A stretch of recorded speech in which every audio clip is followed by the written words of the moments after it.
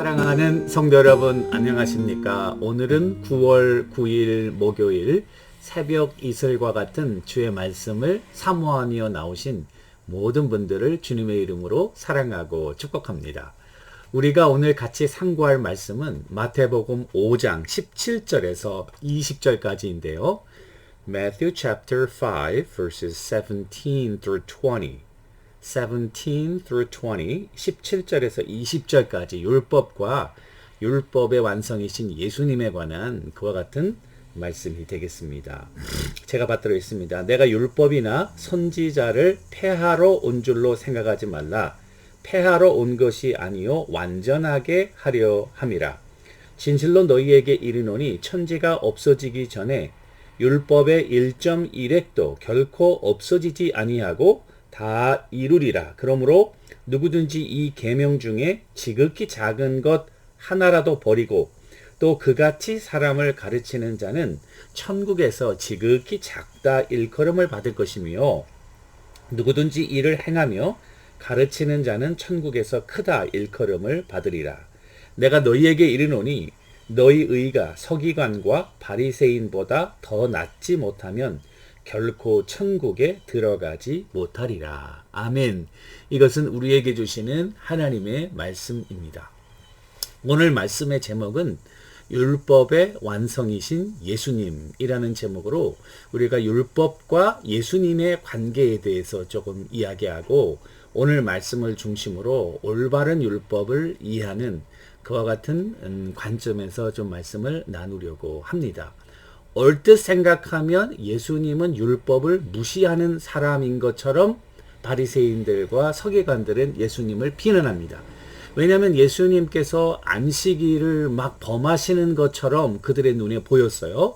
안식일에 이삭을 잘라 먹는다든지 안식일에 병자를 고친다든지 그런 일들을 하셨고 또 그들이 아주 중요하게 생각하는 그 tradition of elders, 장로들의 유전을 지키지 않고 손을 씻지 않고 음식을 잡수시는 사건, 그리고 또 율법에서 정한 그런 현장에서 가늠한 다 붙잡힌 여인을 돌로 다 치라 이렇게 명했는데 그 여인을 용서해 준 이 여러 가지 정황들이 생각하기를 이 바리새인들과 서기관들은 예수님은 율법을 지키지 않는다. 그러니까 이 사람은 하나님의 사람이 아니다. 그리고 하나님을 모독하고 자기가 하나님이라고 주장한다. 따라서 이 사람은 율법에 의하면은 죽어 마땅한 사람이다. 그렇게 해서 예수님을 죽이려고 했던 것입니다. 그런데 오늘 말씀해 보니까 주님이 분명하게 이야기하기를 인자가 온 것은 율법을 폐하러 온 것이 아니라 not to abolish the law but to fulfill them. 그들을 완성하러 왔다는 말은 사실은 성취하러 왔다. 성취. 여러분, 성취라는 것은 무엇입니까? 예언의 완성. 그죠?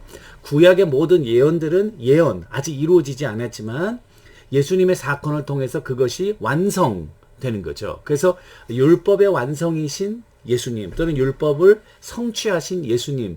예수님은 결코 율법을 무시하지 않으셨어요. 왜냐하면 율법은 하나님의 법이고 그리고 이 율법은 바로 예수님 자신이 하나님으로서 그 율법을 이스라엘 백성들에게 준 장본이시기 때문에 이 율법은 결코 무시할 만한 그런 법이 아니고 오늘 말씀을 보니까 영원히 1.1획도 결코 없어지지 않겠다. 하나님의 법은 영원한 법이죠. 이거는 시대에 따라서 없어지는 그런 법은 아니죠.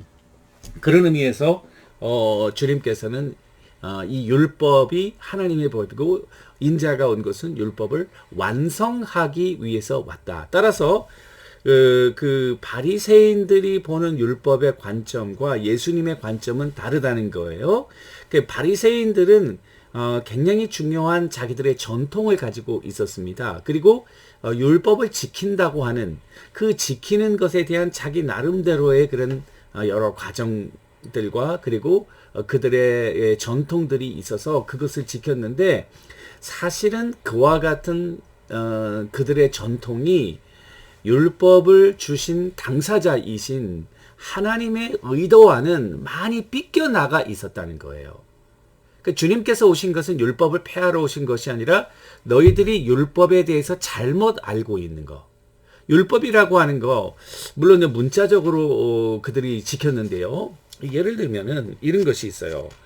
그러니까 문자적으로 지금 안식일에 관한 법 같은 거 보면요. 특별히 안식일에 관한 법을 보면은 이들은 어떻게 생각했냐면 안식일을 거룩히 지키라. 그 안식일의 정의에 대해서 연구하고 안식일은 일하지 말고 그리고 하나님을 섬겨야 되는 거니까 이것은 뭐 불도 피지 말고 또 음식도 하지 말아야 되고 무거운 것도 들지 말아야 되고 여행도 하지 말아야 되고 그러면 무거운 거를 들지 않는다는 건 뭔가 또 연구를 해서 그거는 뭐가 무거운 것에 해당하는가 무화과 나무 열매 하나에 해당하는 음식이다. 한 잔에 들어가기에 충분한 와인이다. 한 모금 삼키기에 충분한 우유, 상처에 바르기에 충분한 꿀, 몇 사람에게 안수하기에 충분한 기름, 안약을 적시기에 충분한 물, 알파벳 2글자를 쓰기에 충분한 잉크, 펜을 만들기에 충분한 갈대, 뭐 이런 것들을 정한 거예요. 그래서 이거를 지키지 않으면은 무화과를 1개 들지 않고 2개 들고 또는 3개 들고 그러면 일이 되는 거죠. 여러분. 그러니까 안식일에 등잔을 들고 갈 수 있느냐, 안식일에 부모가 아이를 안을 수 있느냐, 옷 만드는 이가 안식일에 바늘을 가지고 다닐 수 있느냐, 뭐 등등. 지금도 유대인들은 여러분 아세요? 엘리베이터를 타면 엘리베이터 버튼을 못 누릅니다. 위층에서 아래층으로 올라갔다고 내려갔다는 거 아니에요? 그게 그 일인 거예요. 엘리베이터 안에서 누가 눌러줘야지 내려가는 거예요, 여러분. 이거 얼마나 업설드한 법입니까, 여러분. 하나님께서 일하지 말라라고 하는 것이 과연 그런 아주 소소한 것들을 지키라고 하는 것이 하나님의 의도였을까요?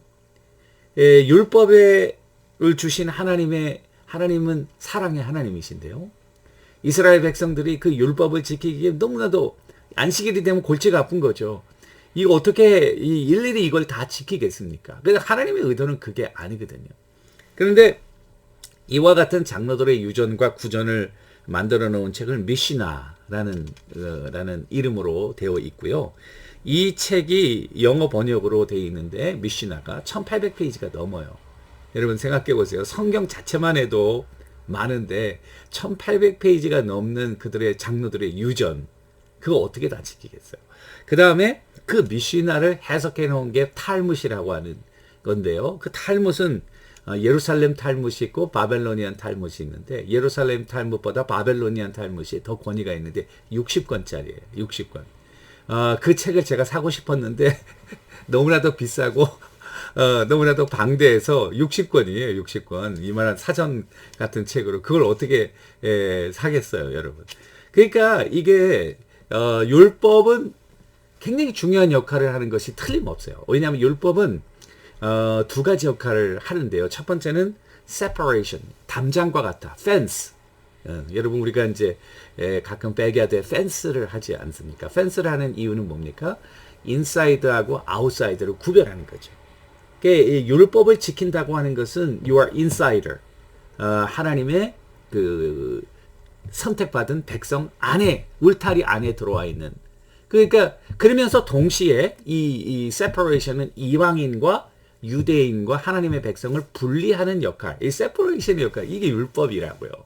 율법을 지키는 것은 이방인이 아니고 이제 you가 not outsider but insider가 됐다는 의미겠죠. 또 하나는 protection. 여러분 펜스를 하면은 다른 사람들이 들어오는 걸 막는 거죠. 이 안에 하나님의 백성으로서 이 율법을 지킬 때에 그 우리가 예를 들면 경고 표지판이 있잖아요. 이것으로 넘어가면은 위험하다. 낭떠러지가 있다. 또는 여기 상어가 있다. 경고 표지판. 그 경고 표지판을 무시하게 될 경우 위험을 당하게 되죠. 그러니까 하나님의 백성들이 안전하게 지낼 수 있는 protection. 그리고 그 protection 안에는 blessing, 축복이 들어가 있어요. 율법을 지킬 때 축복이 우리들에게 임하게 되는 것이죠. 그러니까 주님이 오신 목적은 뭐냐?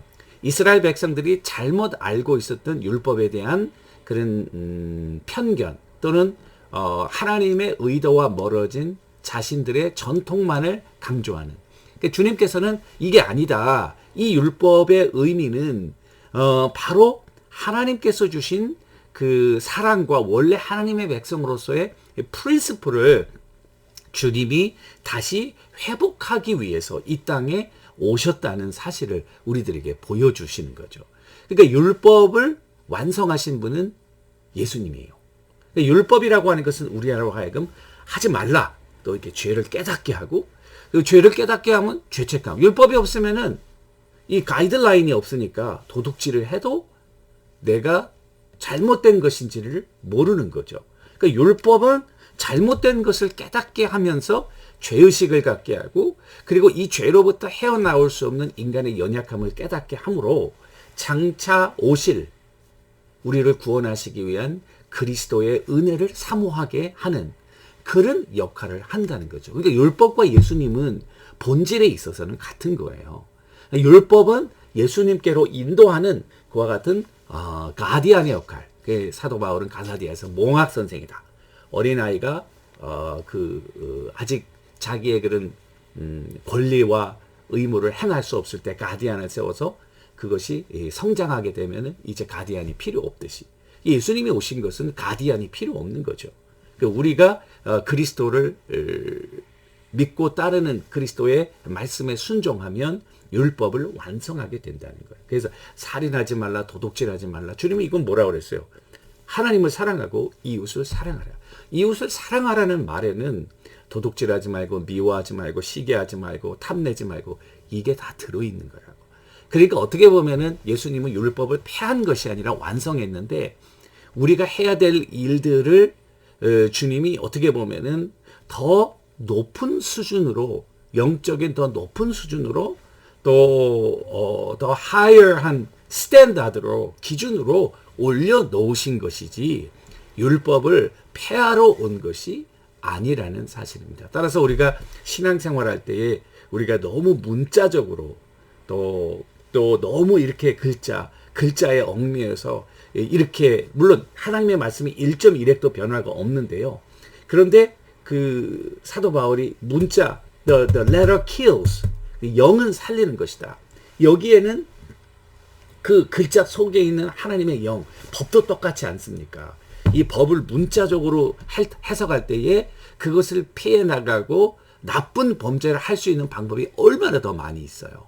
그런데 그 법 정신, 그 법의 정신을 알게 되면 그 법의 원래 의도를 알게 되고, 그렇게 되면은 그 법이 완성되는 것 아닙니까? 따라서 예수님이 오신 것은 율법을 폐하러 오신 것이 아니라 율법을 완성하면서 우리에게 진정한 하나님의 의도가 무엇인지를 깨닫게 해 주셨다는 것입니다. 이걸 우리 삶에 적용하면 우리는 아직도 문자적으로 또 그 구약에 얽매여서 진정한 그리스도 예수 안에서 자유, freedom. 그래서 여러분, 진리가 너를 자유케 하리라.